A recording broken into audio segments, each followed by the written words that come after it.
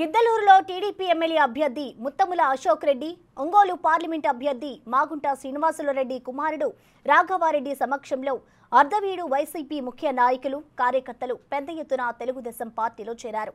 మాగుంట రాఘవారెడ్డి వారందరికీ కండువాలు కప్పి పార్టీలోకి ఆహ్వానించారు. వైసీపీ మీద వ్యతిరేకతతో టీడీపీ నాయకులను గెలిపించుకోవాలని ప్రజలు కోరుకుంటున్నారని అశోక్ రెడ్డి అన్నారు. గిద్దలూరు నియోజకవర్గంలో అశోక్ రెడ్డిని, ప్రకాశం జిల్లాలో మాగుంట శ్రీనివాసులరెడ్డిని గెలిపించాలని కార్యకర్తలకు పిలుపునిచ్చారు.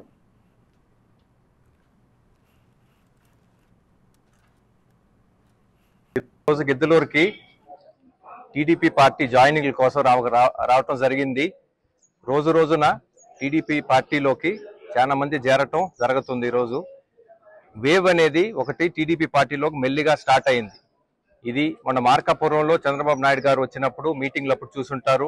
నిన్న దర్శిలో కూడా ఒక ర్యాలీ జరిగింది, అప్పుడు కూడా చూసుంటారు. ఇదే విధంగా పశ్చిమ ప్రాంతం మన ప్రకాశం జిల్లాలో కూడా మెల్లిగా ఈ వేవ్ అనేది ఆరంభమైంది. ఇప్పుడు ఇంతకుముందు ఇదంతా వైసీపీ అని చెప్పేది, కానీ ఇప్పుడంతా మెల్లిగా చూస్తే ఒక నెల రోజుల్లో టోటల్గా టీడీపీగా మారబోతుంది.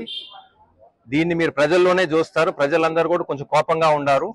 ఇది ముందుగా పోయే కొద్దీ టీడీపీలో చాలా మంది వచ్చి అందరు కలిసి పనిచేసేదానికి రెడీగా ఉన్నారు. వాళ్ళకి సింపుల్గా టీడీపీలో వాళ్ళ ఎమ్మెల్యేని గెలిపించుకోవాలని ఉంది. దాని తర్వాత మా నాన్నగారిని కూడా ఎంపీగా గెలిపించుకోవాలని ఉంది.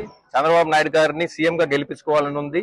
అదేవిధంగా మోడీ గారు ఎన్డీఏ ప్రభుత్వంతో కేంద్ర ప్రభుత్వంలో కూర్చోవాలి.